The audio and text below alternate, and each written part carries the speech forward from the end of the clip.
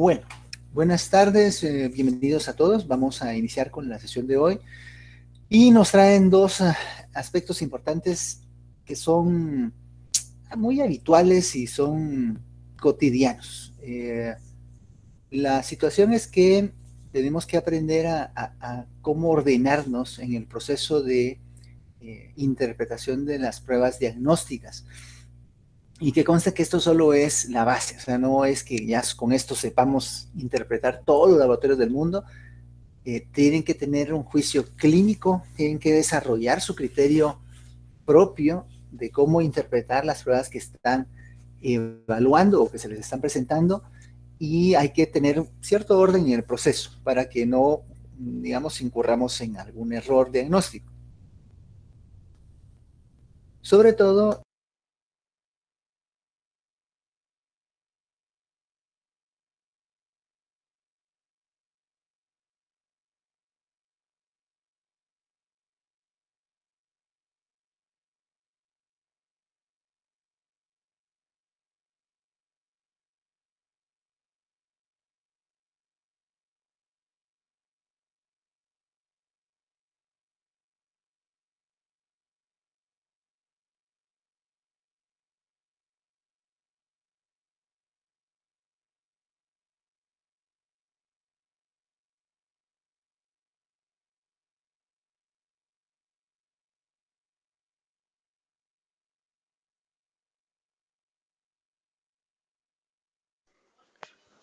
Doctor, el micrófono está apagado.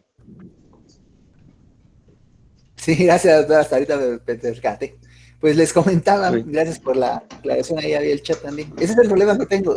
¿Saben por qué perdí el hilo o apagué el micrófono? Porque le di admisión a alguien que entró tarde, el último que entró.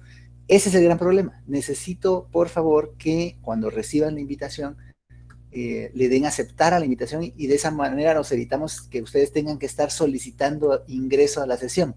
Con ese acto sencillo de ustedes aceptar en su correo institucional la invitación a la sesión, todos tranquilos. Así que por favor tomen esto en cuenta para evitarnos esos problemas. Pues les comentaba que muchas veces caemos en la trampa de tratar de hacer un diagnóstico solo viendo un resultado de laboratorio. Y recordemos que los pacientes son eso, son personas, no son resultados de laboratorio. O sea, nosotros no tratamos resultados de laboratorio, nosotros no tratamos un informe radiológico, nosotros no tratamos un hallazgo de una prueba diagnóstica. Lo que hacemos es interpretar esos resultados en el contexto clínico correcto, conociendo la historia del paciente, conociendo sus datos, sus antecedentes, y de esa manera pues estableciendo una mejor terapéutica, un mejor abordaje para el paciente. Vamos a iniciar discutiendo algunas situaciones generales. Siempre, por favor, recuerden que deben verificar los datos generales de sus pacientes. Las pruebas, cuando se les presenten, también si uno no verifica el nombre correcto y completo de su paciente, la fecha y el lugar donde se hicieron, puede incurrir en errores. No es infrecuente que alguien empiece a decirle, mire, tiene tal diagnóstico, tiene anemia, tiene diabetes, tiene el otro, y el paciente se queda muy impresionado. En el mejor de los casos, pues, porque a veces incluso hasta les dan diagnósticos erróneos de cáncer, por ejemplo. Entonces, cuando revisan el expediente se dan cuenta que no era el excedente o el resultado del paciente y era otra persona, y pues con la pena uno tiene que reconocer que se equivocó. Pero imagínense la angustia del paciente de escuchar que su médico le está diciendo, diagnosticando un problema tan grave como un cáncer de alguna región. Entonces, siempre verifiquen que los datos generales de su paciente, del informe que están recibiendo, sean los correctos y correspondan a la persona que tienen enfrente y a la cual le van a hacer la interpretación diagnóstica. ¿Qué datos aporta la hematología completa? Esencialmente lo que nos proporciona es la información de las 3 líneas celulares que tiene el paciente en su sangre: la serie roja, la serie blanca y las plaquetas. Y de acuerdo a eso, pues vamos haciendo la interpretación. ¿Qué analizamos en la serie roja? Bueno, vamos a tener primero el recuento de glóbulos rojos o el número de Matías. Esto lo reportan en unidad de volumen. No siempre es confiable o 100% fiable para el diagnóstico de anemia. Sin embargo, es importante recordar que puede estar disminuido en casos de anemia, efectivamente, o elevado en algunos otros problemas como en talasemias o policitemia ya sea policitemia primaria o secundaria. También la concentración de hemoglobina, este parámetro es el que mejor define los cuadros de anemia. Es importante mencionar también que no todo el mundo se pone de acuerdo al 100% en el nivel que debe definir anemia para todo el mundo.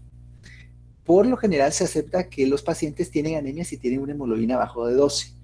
Eso es lo que se tiende a aceptar como consenso general, pero puede ser relativo. Por ejemplo, alguien que viva en una zona con una altitud pues, muy alta, vale la redundancia, que viva en zonas donde hay poca concentración de oxígeno en relación a áreas de costeras, por ejemplo, tienden a tener una hemoglobina en promedio mayor que la que pueden presentar precisamente en áreas de costa. Entonces, por ejemplo, alguien que vive en Quetzaltenango, puede ser que su hemoglobina normal sea, de hecho, tenerla entre 15 y 16, 16.5, y ya esa misma persona, en su contexto cotidiano, si tuviera un 12.5, un 13, de repente ya para esa persona es anemia. Sin embargo, para fines evaluativos y para fines también de consenso, vamos a aceptar que definimos anemia con un nivel de hemoglobina por debajo de 12. Esta concentración de hemoglobina pues la podemos obtener calculando pues la multiplicación del número de Matías, o sea, de glóbulos rojos, por 3. Asimismo, tenemos el dato del hematocrito. El hematocrito se refiere al volumen que ocupan los glóbulos rojos con respecto al total de la sangre y se puede calcular o estimar también multiplicando la hemoglobina por 3. No siempre es exacto el dato o hacerlo de esa forma, pero es más o menos la relación que puede guardar. Los otros parámetros que podemos encontrar nos transmiten la idea de cómo están los glóbulos rojos en tamaño, en color y en su forma. El volumen corpuscular medio representa precisamente la media de volumen de los hematíes, es decir, equivale como el tamaño de los glóbulos rojos. La hemoglobina corpuscular media nos da precisamente la información del contenido promedio de hemoglobina de cada glóbulo rojo y nos transmite pues también la idea de más o menos cómo está el color. Y la concentración de hemoglobina corpuscular media pues se puede transmitir o puede equipararse a la forma o qué tan estable es la forma de los glóbulos rojos. O sea, si hay mucha disociación, mucha alteración en las formas de los glóbulos rojos, ahí lo vamos a ver reflejado en el dato de la concentración de hemoglobina corpuscular media. Por eso, pues como se comenta acá, vamos a encontrarlo alterado en pacientes cuando hay deshidratación o en casos de alteraciones propiamente del eritrocito que hacen que se altere la forma, como esferocitosis hereditaria o drepanocitosis. Y pues puede estar reducida en anemia ferropénica. Los pacientes que tienen, de hecho, un volumen corpuscular medio reducido, vamos a decir que tienen microcitosis. Y si el volumen corpuscular medio está elevado, vamos a decir que tienen macrocitosis. Si está en el rango normal, decimos que tienen normocitosis, o sea que sus glóbulos rojos son normocíticos.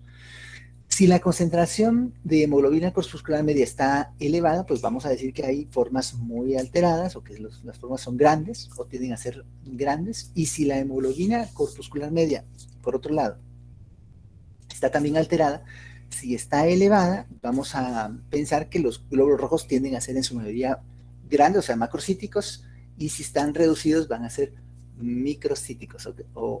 Básicamente de esa forma podemos ir viendo cómo se evalúan estos parámetros. Aquí me equivoqué porque sí, la hemoglobina corpuscular media tiene que ver con esto que estamos platicando. Y el volumen se refiere al tamaño. La hemoglobina se refiere al color. Si la hemoglobina corpuscular media está elevada, pues podemos decir que los pacientes tienen hipercromía, o sea que no es tan correcto ese término, pero si está reducida decimos que están hipocrómicos. Es importante porque la reducción en los tamaños, o sea en el volumen corpuscular medio y en la concentración de hemoglobina corpuscular media, pueden ser los hallazgos más frecuentes en pacientes que tienen anemias ferropénicas o anemias hipoproliferativas. Entonces vamos a encontrar pacientes con anemias microcíticas e hipocrómicas. Un dato importante pues que se puede evaluar con frecuencia es la amplitud de la distribución eritrocitaria. Esto lo vamos a ver reportado en la hematología completa como las iniciales de RDW o ADE. Esto se calcula como la desviación estándar por 100 o sea, el valor promedio dividido por el volumen corpuscular medio. Esto nos informa del grado de dispersión de los eridocitos como población. Es decir, vamos a ir encontrando, mientras más amplio esté, las diferencias en tamaños de los glóbulos rojos. Se encuentra elevado en anemias de tipo carencial, o sea, anemias que tienen que ver con un estado nutricional, sobre todo la ferrofénica, y está normal o mínimamente elevado en cuadros de anemias que tienen que ver con talasemia, o sea, malformación de la hemoglobina de los glóbulos rojos.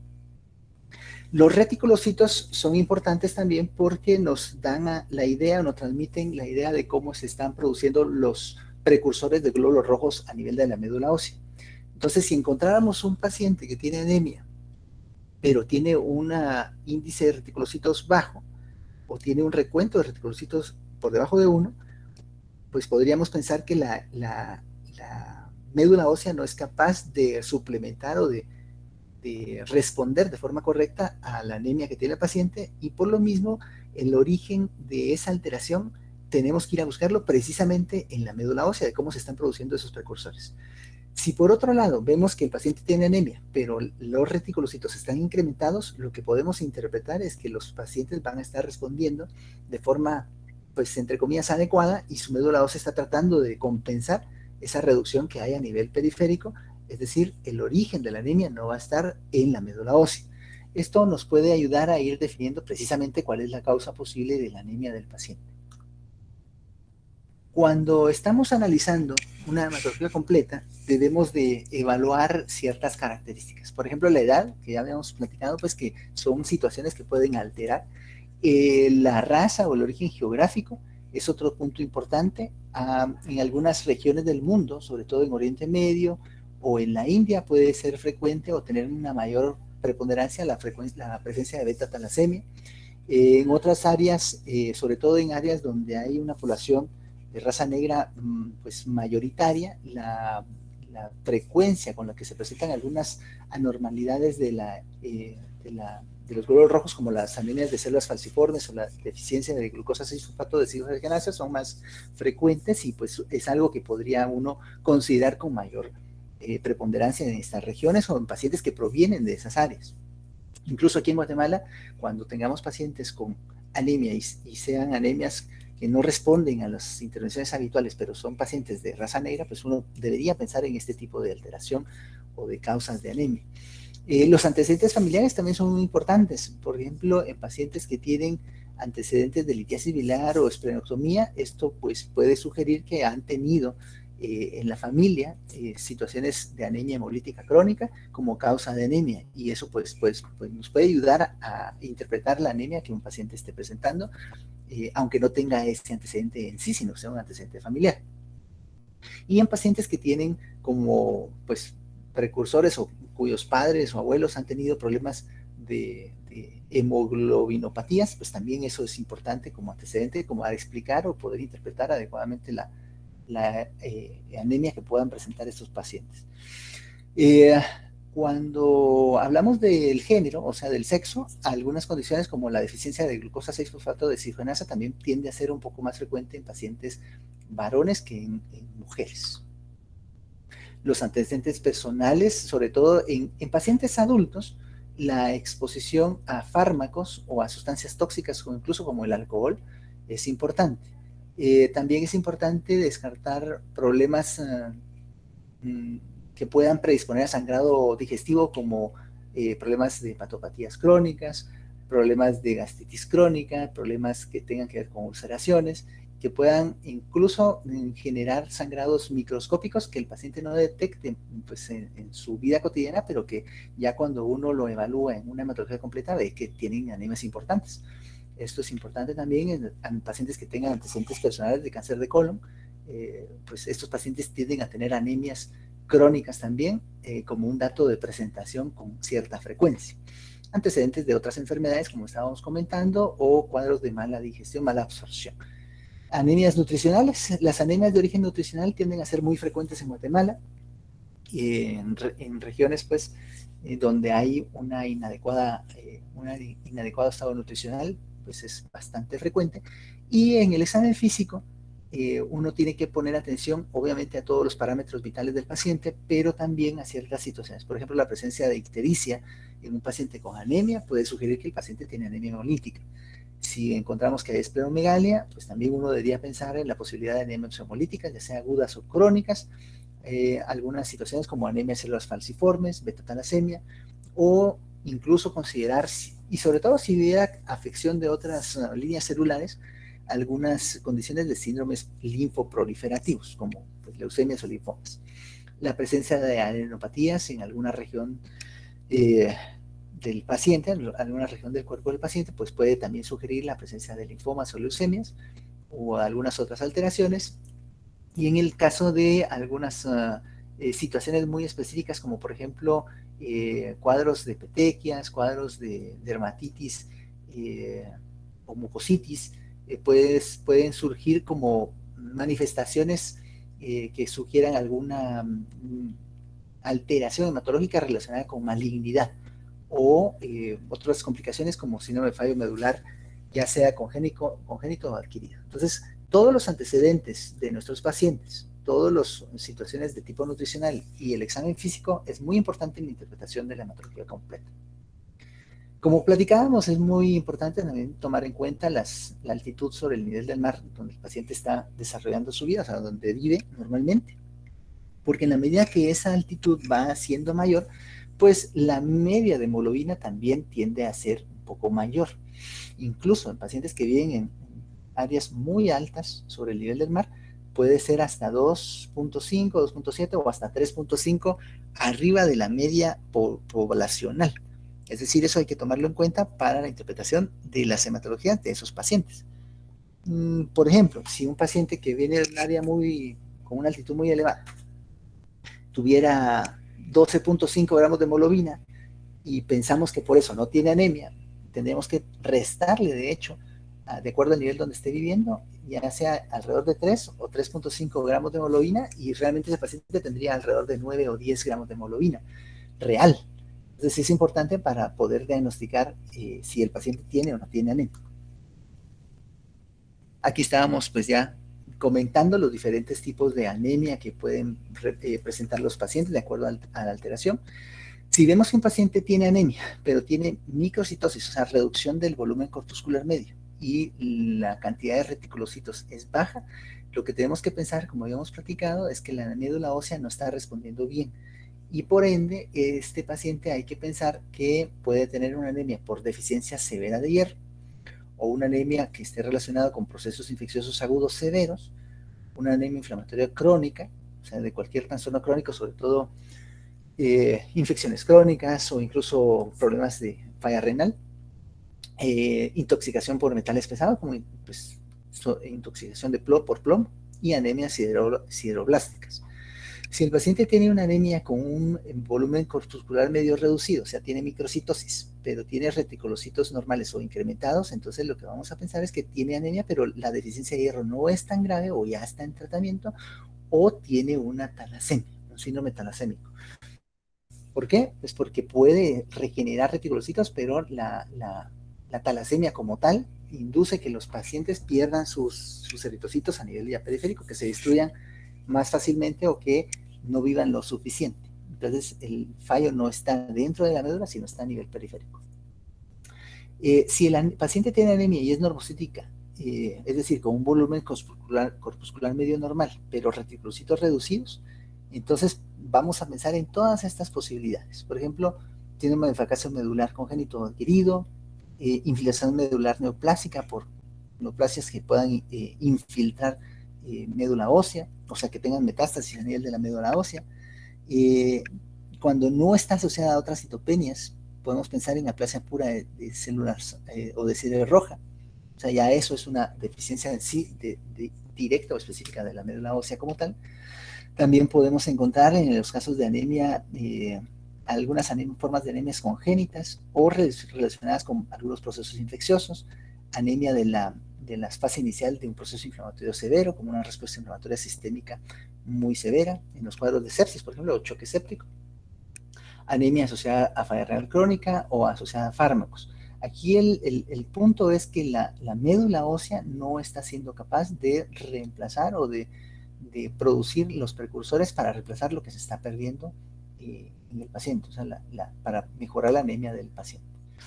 Si tenemos pacientes que tienen un volumen corpuscular medio normal, con reticulocitos normales o incrementados, pues ya habíamos platicado de anemias hemolíticas, ya sea por membranopatías, por enzimopatías, por hemólisis autoinmune o cualquier situación que induzca pues hemólisis acelerada. O también por pacientes que tengan una hemorragia severa aguda. Si el paciente tiene macrocitosis, pero reticulocitos están reducidos, pensar también en anemias megaloblásticas, anemia plástica.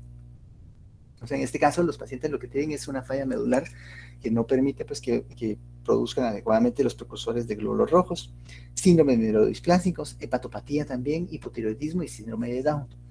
Y si tiene volumen corpuscular medio aumentado, o sea, macrocitosis y reticulocitos normales o incrementados, pensar que el paciente pues, pueda tener anemia hemolítica por, digamos, autoinmunidad o alguna otra causa de hemólisis o una hemorragia severa.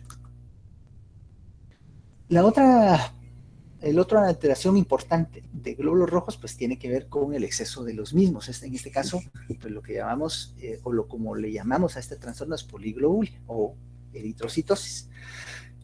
La poliglobulia como tal se define pues como el aumento del contenido de hemoglobina o el número de eritrocitos totales que tiene el paciente por encima de más de 2 divisiones estándar para la edad y el sexo del paciente. En general, estos pacientes tienden a tener hemoglobinas arriba de 17 o un hematocito mayor de 50 o 55. Y si el paciente tuviera un hematocrito muy alto, más de 65%, pues ya existe el riesgo de que la sangre esté demasiado viscosa y empiece a tener algunos fenómenos de tipo vascular derivados de mala circulación o problemas circulatorios periféricos. También pueden haber formas secundarias. Las formas secundarias tienen que ver con incremento del estímulo a la médula por una mayor acción de eritropoietina, que puede verse, por ejemplo, en pacientes que tengan cuadros de hipoxia sostenida, con cardiopatías congénitas, neumopatías crónicas, cuando viven en grandes altitudes, alteraciones de la hemoglobina como metamoglobinemia, carboximoglobinemia, y también hemoglobinopatías con alta afinidad por el oxígeno. En estos casos, pues existe un incremento compensatorio, entre comillas, ¿no? Compensatorio de la producción de eritropoietina, tratando de estimular precisamente la formación de glóbulos rojos y mejorar la oxigenación de los pacientes. También existen pacientes que pueden tener tumores secretores de eritropoietina. Generalmente estos pacientes pueden tener tumores de fosa posterior, a nivel cerebeloso, nefroblastomas, mangioblastoma, hepatopatoma y feocromocitomas, aunque los feocromocitomas son bastante raros, no son muy frecuentes, pero es un dato importante en estos casos. Las enfermedades renales también pueden pues, tener alguna acción o efecto en la producción de eritropoietina y pueden incrementar la producción de la misma, pues produciendo poliglobulia. Y también la administración exógena, ya sea de testosterona o de hormona del crecimiento, que a su vez como efecto secundario va a tener el exceso de producción de eritropoietina. En el caso de la poliglobulia primaria o policitemia primaria, vamos a tener pues que la policitemia vera es un trastorno que induce esta condición. Es un trastorno mieloproliferativo, bastante raro en la infancia, no tan común en adultos también, pero que puede presentarse, y estos pacientes por lo general tienden a tener una hemoglobina arriba de 20 gramos por decilitro. También puede afectar otras series celulares, pero en estos casos la eritropoietina no es la causa de la poliglobulia, sino de hecho puede estar incluso hasta baja. Puede también existir una forma de policitemia o eritrocitosis benigna familiar, que puede cursar con niveles muy similares de hemoglobina, pero tiende a ser un trastorno benigno y que no, pues no altera otra serie, sino tiene una situación que afecte de forma importante la clínica del paciente. En cuanto a glóbulos blancos, los pacientes pueden tener dos grandes alteraciones. Uno es el exceso de y el otro es la falta de glóbulos rojos, es decir, leucopenia. Vamos a pedirles un segundo acá.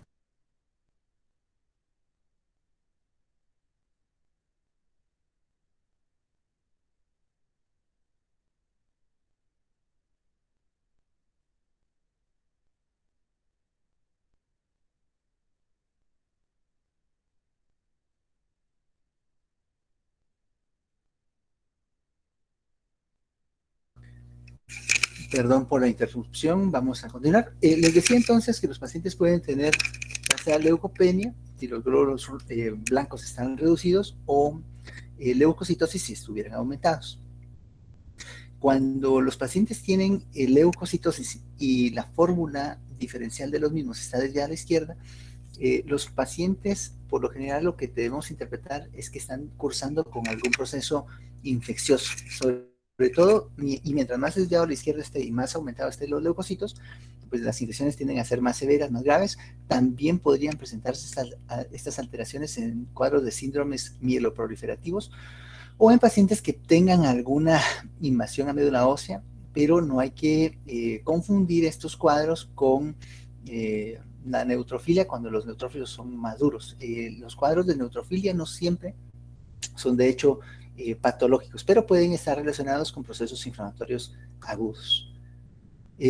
Puede, como comentábamos, estar relacionados con cuestiones o situaciones de estrés. Pueden haber algunos fármacos, sobre todo los esteroides, que pueden inducir cierto grado de neutrofilia.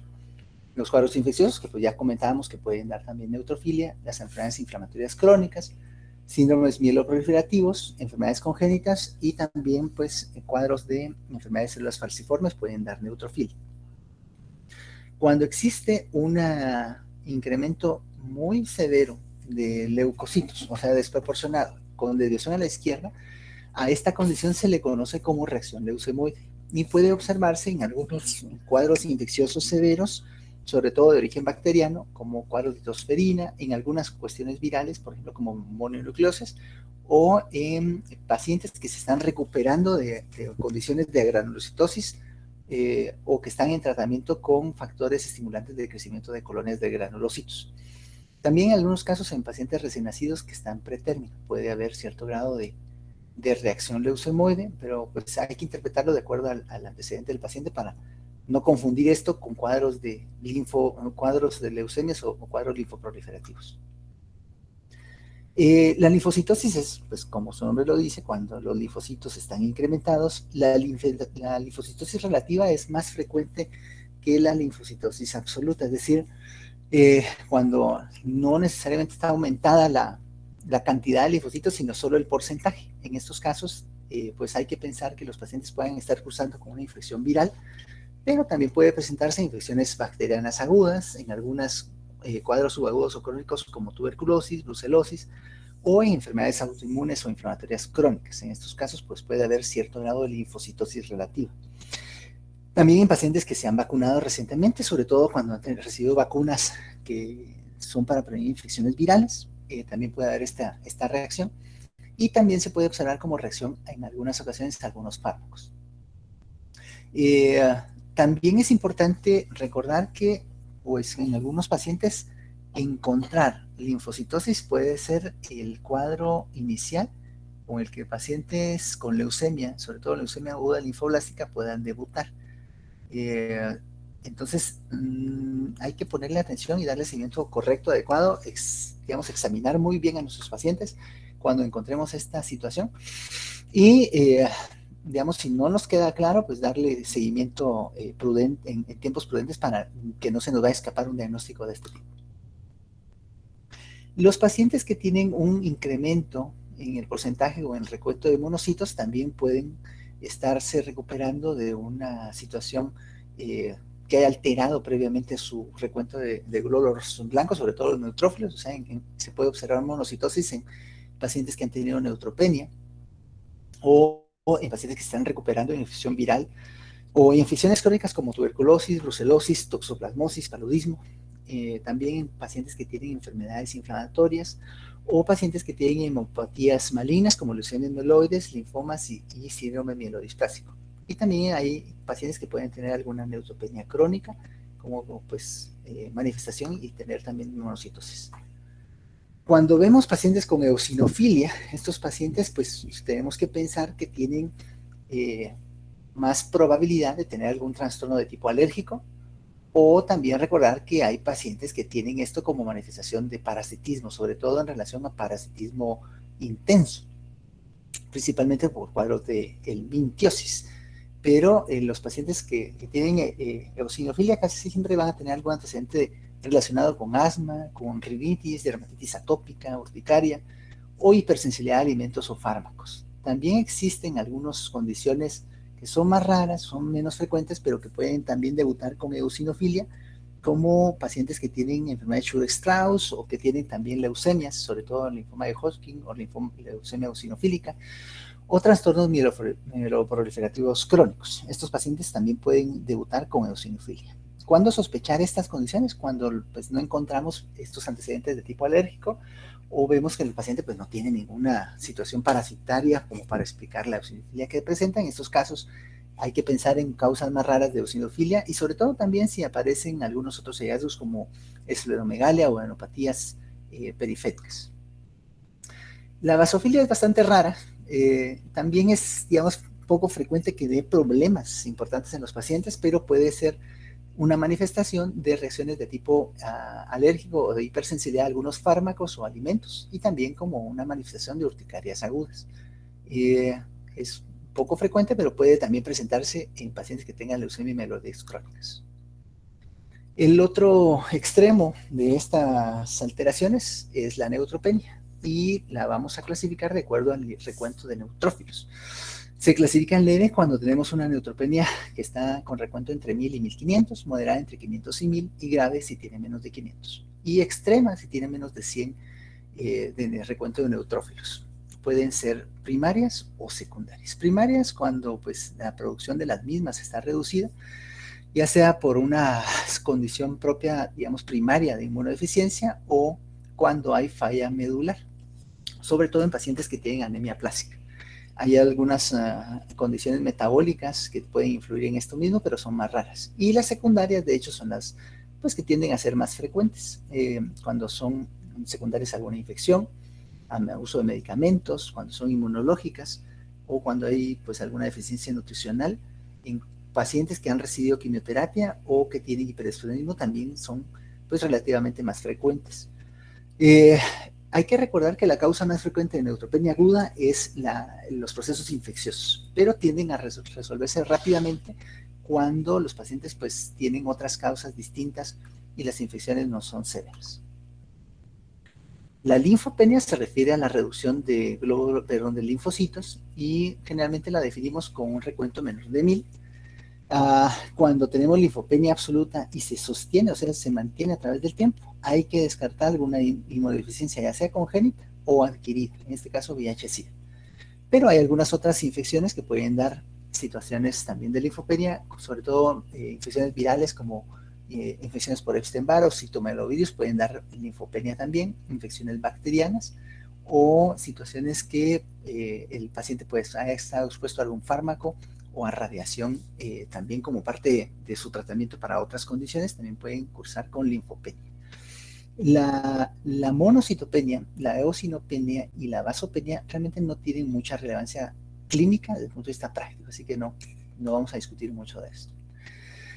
Y la última línea celular que vamos a comentar, pues obviamente son las plaquetas. Doctor, solo puedo intervenir, perdón. Adelante, doctor.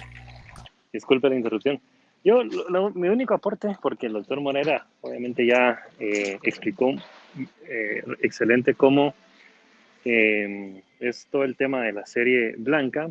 La única enseñanza que quiero transmitirles ahorita es que, ¿cómo se llama? Si ustedes miran leucocitosis en un paciente, ¿verdad?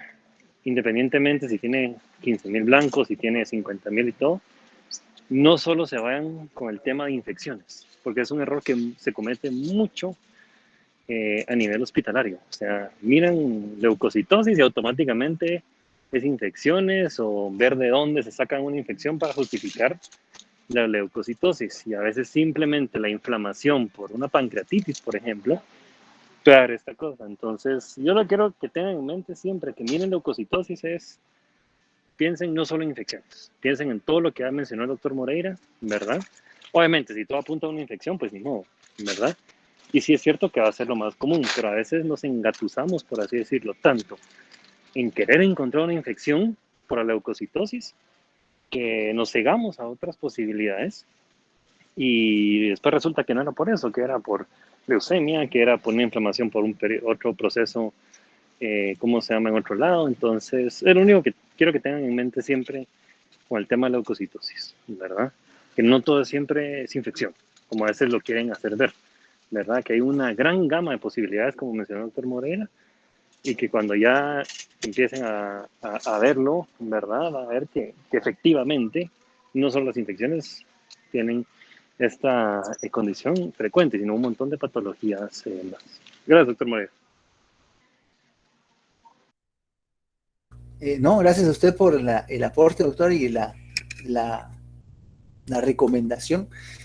Sí, como mencionábamos aquí, lo dijimos específicamente para el caso de neutrofilia, pero pues obviamente aplica también para el recuento total de glóbulos blancos, es decir, para los casos de leucocitosis. No todo es infección. Usted mencionaba el ejemplo de pancreatitis, por ejemplo, pero pues, por ejemplo, pacientes que tengan un infarto del miocardio podrían tener leucocitosis. Un paciente que tenga una apendicitis, pues también puede tener leucocitosis. Un paciente que tenga una perforación intestinal, que no necesariamente en ese momento esté infectado, pues puede tener leucocitosis. O sea, así que incluso el embarazo, que es una condición fisiológica, puede también cursar con cierto grado de leucocitosis, así que es importante tomarlo en cuenta y no asumir que solo porque tiene leucocitosis de plano tiene una infección. Totalmente de acuerdo, doctor. Gracias por la recomendación. Volviendo aquí al tema de las plaquetas, igual, cuando tenemos plaquetas elevadas, vamos a decir que el paciente tiene trombocitosis, y cuando tiene plaquetas reducidas, decimos que el paciente tiene trombocitopenia o plaquetopenia. Esos son los términos que tendemos a utilizar. Lo normal como parámetro de recuento plaquetario es variable, pero por lo general vamos a aceptar que los pacientes tengan un recuento total de 350,000 hasta 350,000 o 400,000. Si tuviera más de eso, entonces tendríamos que pensar que tiene trombocitosis y empezar a buscar cuál es la causa de ese incremento. Y si tuviera menos de 150,000, pues decimos que tiene trombocitopenia.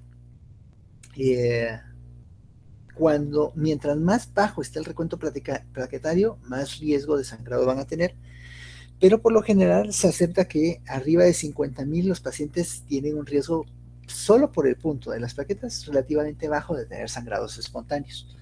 Sin embargo, pues como vamos a ver más adelante, esto va cambiando de acuerdo al nivel que vayan teniendo de recuento de plaquetas. Y cuando tienen trombocitos elevados, o sea, plaquetas elevadas, si tienen trombocitosis, ahí sí, con mucha frecuencia, la causa más probable para esta alteración van a ser procesos de tipo inflamatorio, sean procesos inflamatorios de origen infeccioso, inmunológico o por cualquier otra situación que incremente la actividad del sistema inflamatorio del paciente.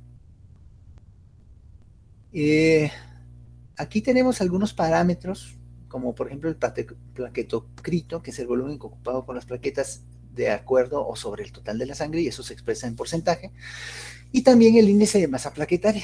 Esto nos sirve para ir tratando pues de clasificar cuál es la causa probable de la alteración, ya sea en pacientes que tienen trombocitopenia o trombopenias o pacientes que tengan pues otras alteraciones, pero nos sirve para ir ubicando pues cuál es la posible causa de esta alteración. Mencionábamos pues que si el paciente tiene de menos de 150,000 de recuento plaquetario, vamos a decir que tiene trombocitopenia, y una causa frecuente pues son las infecciones virales. El dengue por ejemplo puede dar plaquetopenia, pero también algunas situaciones como fármacos, sobre todo el uso de heparina, algunos anticonvulsivantes o la quinidina pueden inducir plaquetopenia. También existe la trombocitopenia inmunoprimaria, los cuadros de la plasia medular o hemopatías malignas, y también los pacientes que tienen microangiopatías, sobre todo el síndrome urémico hemolítico y la púrpura trombocitopenia trombótica. Estos pacientes tienen con mucha frecuencia trombocitopenia. Y la trombocitosis es cuando tiene más de 400 o 450,000 de recuento plaquetario, y también se puede presentar en cuadros de infecciones, en cuadros de reducción de hierro, o sea, ferropenia, puede ser inducido por algunos fármacos, enfermedades inflamatorias, hemorragia aguda también puede ser una causa de incremento del recuento de plaquetas, y también puede haber una trombocitosis primaria o esencial, en el caso de esto lo que sucede es que la médula ósea va a estar produciendo de forma espontánea y sin que el paciente lo requiera una cantidad muy alta de plaquetas. Eso es una enfermedad primaria de la médula ósea. Y también pues causas hereditarias. Esto no se alcanza a ver muy bien, pero básicamente es cómo podemos ir encontrando las diferentes formas y alteraciones de la serie roja. Por ejemplo, los casos de microcitosis. La causa principal es ferropenia. ¿Sí? La causa principal es esa reducción de hierro. Pero pueden haber otras causas como talasemia, anemia sideroblástica, déficit de cobre, intoxicación por plomo. La macrocitosis, pues vamos a encontrarla en pacientes que tienen deficiencia de ácido fólico o de vitamina B12, también pacientes con alcoholismo crónico o enfermedades hepáticas. La hipercromía se puede ver en pacientes con esferocitosis o en pacientes que tienen deshidratación. La hipocromía también, pues la causa principal es ferropenia, ya habíamos dicho, pero también puede ser o puede encontrarse la hipocromía en pacientes con talasemia o algunas otras situaciones como intoxicación por plomo. Y así vamos a ir viendo pues diferentes alteraciones. Por ejemplo, cuando hablamos de la forma, la morfología del glóbulo rojo, así podemos ir encontrando diferentes variaciones. Por ejemplo, los esterocitos, los equinocitos, esquizocitos, que por lo general tienden a presentarse en algunas condiciones, ya sean de tipo infeccioso o inflamatorio o microangiopático. Y pues las formas inmaduras que tienen que ver con presencia de blastos o la formación de leucemias o linfomas. Vamos a hacer una especie de ejercicio con la interpretación de esta hematología, para lo cual vamos a solicitarle su colaboración a alguno de los presentes.